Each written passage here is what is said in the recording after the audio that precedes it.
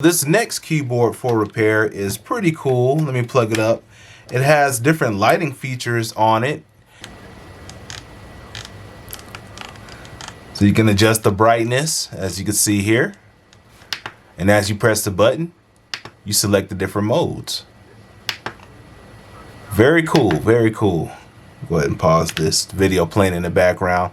But as you can see, the issue that we have in this keyboard is actually over here. Not that the switches don't work. The switches do register. This keyboard had been damaged and broken, 3 of the keys, and the tips got broken off, so you can't attach a keycap to it. So that's actually what we're going to be changing today. Just like in the first video here, if you haven't seen that video, just click on the link above. We removed the top screws so that way we can start to disassemble. So let's go ahead and do that. This one had a little bend on the metal in the corner, so I'm going to correct that as well. But this one comes off a lot easier than the previous one because it's top mounted and it had more screws. So the other design was not top mounted, so it took more screws. So just to show you, there is a slight bend here, so I want to bend that back in shape before I assemble it. And in this case, we're going to use the same technique. And I see some of these could use some little additional solder. So I'm going to add a little more solder to some of these, and then we're going to go ahead and replace those keys. Okay, so just like in the last video, we will be using this sort of solder sucking type gun. So this one is going to, and this is the 3 switches that have to be removed and replaced. We're going to use this right here. Okay. While the gun warms up, I'm just going to add a little flux to each point. And if y'all have some recommendations on some flux paste, let me know. This is just some I had bought years ago. And I don't know, it works for me. But this is, I'll show the brand in a second. It's this right here. That's what I use, soldering paste right there. But if you know of some that's pretty good, just leave it in the comment section.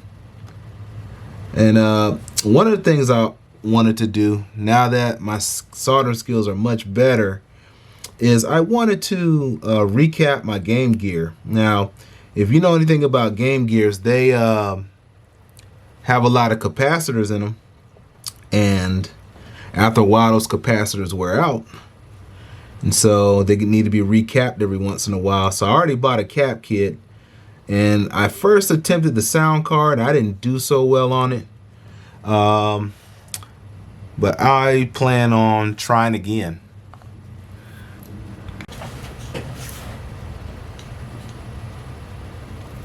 So you heat up the solder and then press the button. So how this one works: heat up the solder, press the button,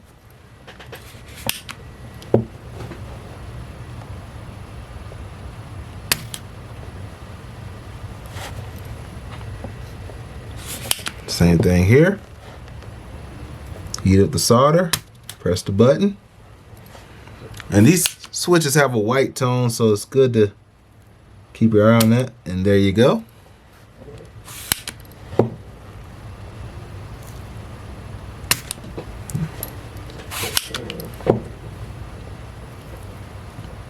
Now the only thing I don't have, guys, as I'm doing this is a fan to get rid of the fumes, and that's a no-no.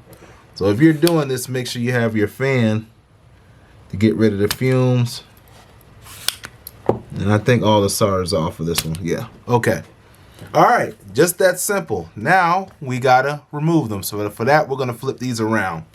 So for the removal, now we're gonna use a different tool. And this is the tool we will use right here.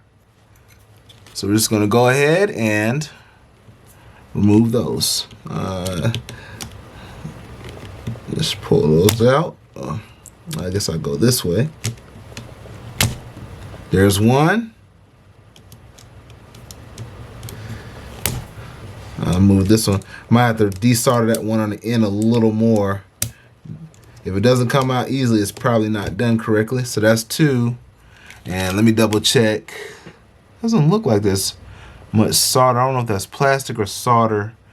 Yeah, it looks like it's a tad more solder in there. So let me see if I can get that out. Now that I got this out, you can see that curve bend a little bit. So now is a perfect time to go ahead and get that back into shape before I add the new 3 switches to the board. So this is what it's looking like right now. Trying not to mar the top. So I'm just gonna add something like this with my needle nose, and hopefully I can kind of bend it into shape without breaking it or without damaging it or scuffing it up, scarring it, because that does affect the resale value if you're trying to resell something. So long as it's straight enough, then we'll go with that. It might have got damaged or bent. Yeah, that's a whole lot better. All right, so now I just got to bend the whole thing down. Yeah, that's a whole lot better. Very much not noticeable at all. Bend it one more time just to make sure that's in line. I'm just doing slight modifications. And I think that'll do. That's a lot straighter, if you can tell, than it was before. Yeah, that'll work. Okay, so last time I went with these brown switches right here, but this time around I think we're gonna go with these yellow switches. Ideally, I will want something that has the transparency, but I just don't have those switches on hand. So we're gonna use these. And so all you gotta do is just snap them right in. Just make sure that those wires connect. Snap them in, they hold in place.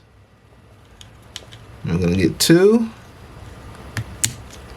And the last one is 3.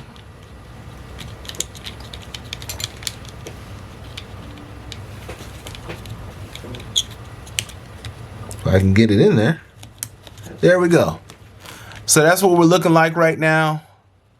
Looking good. Now I wish I had something to match, but the point is to get this thing functioning. All right, so now we got to do some soldering.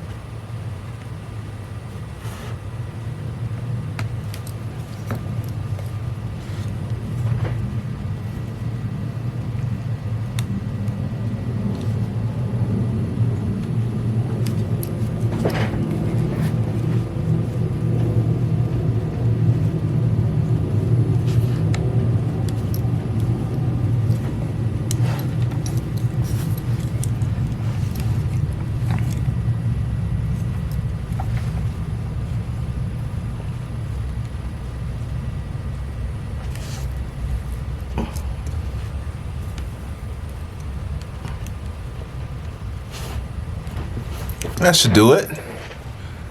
And maybe we get some alcohol in there and clean up that extra flux.